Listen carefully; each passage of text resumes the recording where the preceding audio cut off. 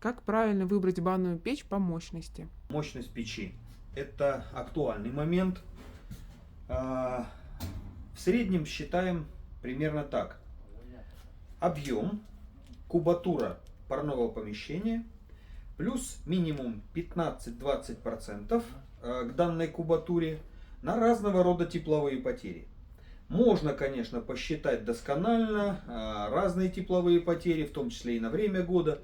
Ну, например, с минимальным запасом 15-20% будет достаточно при хорошем утеплении бани, правильной эксплуатации, правильном применяемом топливе, чтобы печь работала долго, устойчиво, не работала на износ. Поэтому 15-20% подбор. Производитель, как правило, указывает как раз диапазон развиваемой мощности. Например, 8-18 кубических метров. Вот в этот диапазон с запасом мы должны и попасть. Подписывайтесь, ставьте лайки и приходите к нам в магазин.